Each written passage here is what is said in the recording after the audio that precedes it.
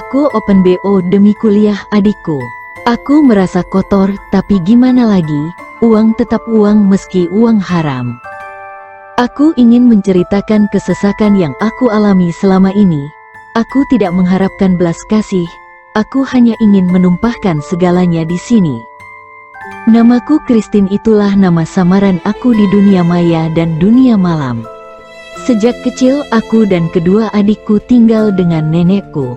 Ayah dan ibu, aku tak tahu kemana mereka. Nenek cuma bilang mereka ke Malaysia menjadi TKI, tapi setelah dewasa banyak hal yang membingungkanku. Ayah dan ibuku tidak pernah mengirimkan uang, tidak ada kabar, seolah-olah mereka tidak pernah ada. Aku pun tidak mengingat apapun bagaimana rupanya atau sedikit pun tentang keduanya. Mungkin karena aku ditinggalkan saat masih berusia 5 tahun jadi tidak mengingat apa-apa. Pada akhirnya aku menanamkan pada diriku kalau nenekkulah orang tuaku. Kehidupan kami bisa dikatakan sangat-sangat kesusahan. Nenek tidak memiliki pekerjaan, hanya mengandalkan gaji pensiun almarhum kakek yang setelah potongan bank menyisakan 700.000, kemudian ada warung campuran kecil-kecilan yang kami miliki. Perputaran modalnya pas-pasan karena masih saja ada tetangga yang menghutang pada kami yang miskin ini. Aku ingat betul sewaktu sekolah aku sering dibuli karena memang perawakan aku kurus dan berkulit gelap, selalunya dipanggil tiang lampu merah. Aku dan kedua adikku memang kurus, padahal bisa dibilang kami bertiga kuat makan meskipun menu sehari-hari kami memang hanyalah nasi dan sayur kangkung. 2 atau 3 kali dalam sebulan barulah kami makan telur. Itu pun 2 butir telur kemudian dibagi 4 lalu ditambahkan asam. Itulah menu mewah kami, dan kalau beruntung nenek membeli tempe yang kemudian saya iris setipis mungkin terus baluri tepung dan garam. Untuk sekolah kami memasuki sekolah yang tidak terkenal atau terancam digusur karena sedikitnya peminatnya. Mengapa kami sekolah di sana? Ya simpel saja, di sana kita tidak membayar apa-apa, justru diberikan seragam gratis. Meskipun harus jalan kaki sejauh 4 km, kadang sampai di sekolah dengan bau apek ditambah keringat.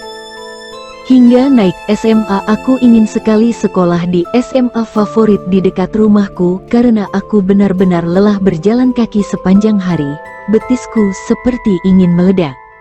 Yah, tapi karena persoalan biaya aku harus memilih di SMK jurusan Tata Boga yang muridnya jika digabung jari kaki dan tangan masih banyak jari kaki dan tangan, tapi setidaknya saya tidak membayar SPP dan seragamnya juga gratis. Sekarang aku berusia 20 tahun, setelah lulus aku kerja serabutan. Pindah menjaga warung yang satu ke warung yang lain. Mengapa aku sering pindah? Karena banyak persoalan. Mulai dari upahku yang macet, tidak dibayar-bayar, ibu warung yang semena-mena, hingga suami dari ibu warung kerap melecehkanku. Gajiku sebulan hanya 1 juta. Meski demikian alhamdulillah adik-adik aku sudah bisa aku berikan uang jajan ke sekolah.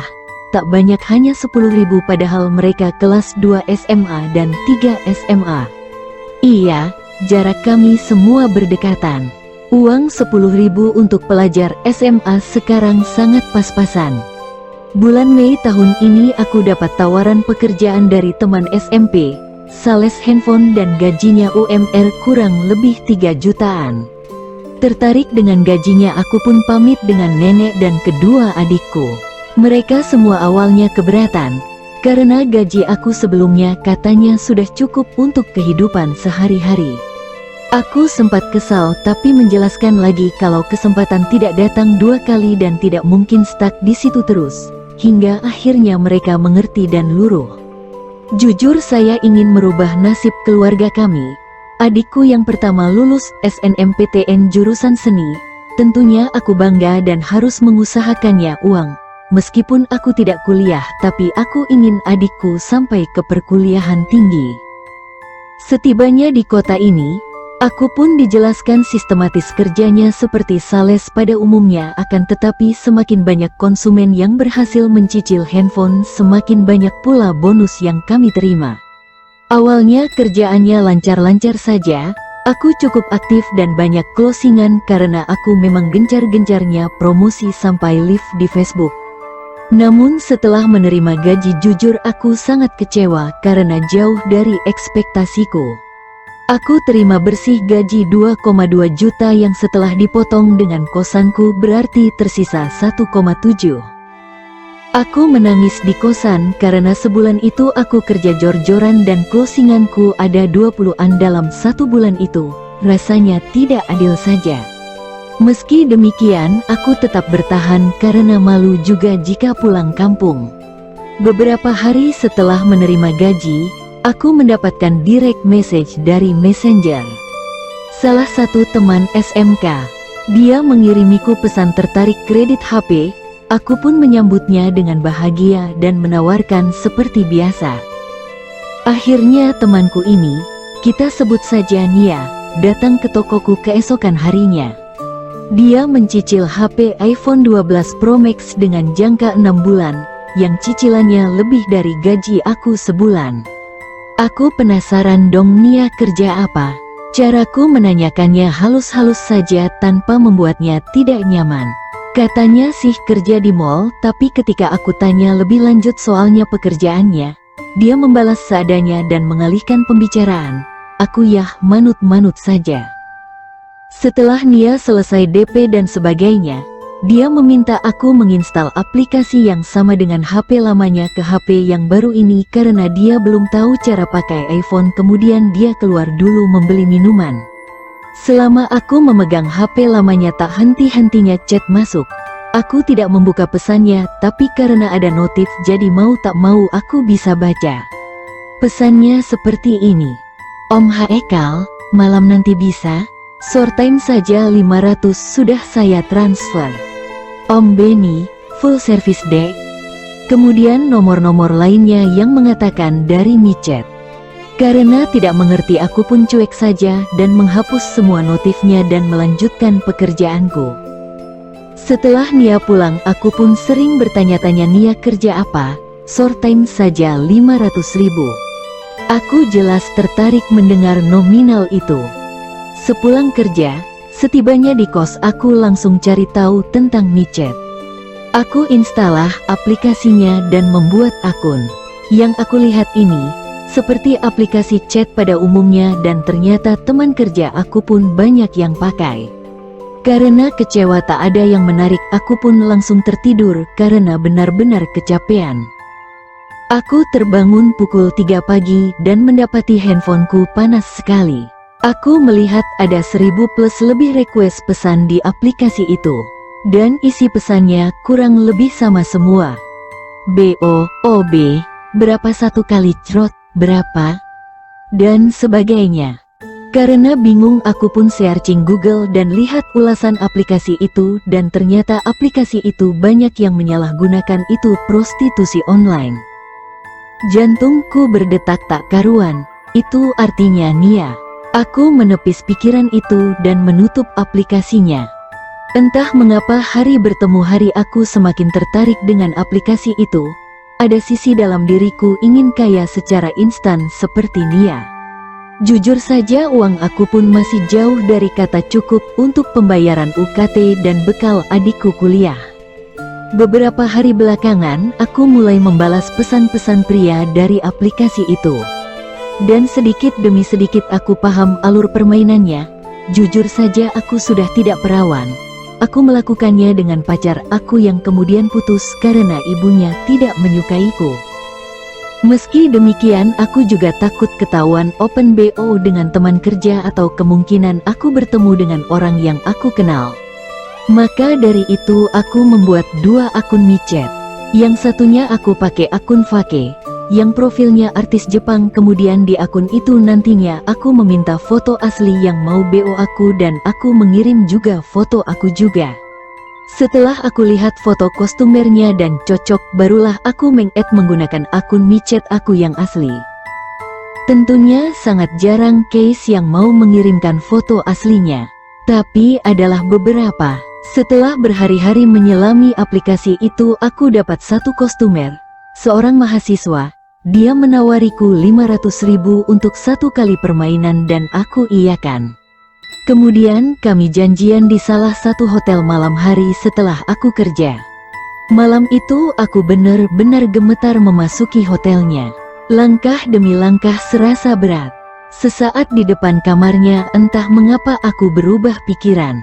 Aku memutar haluan kemudian lari keluar dari hotel itu.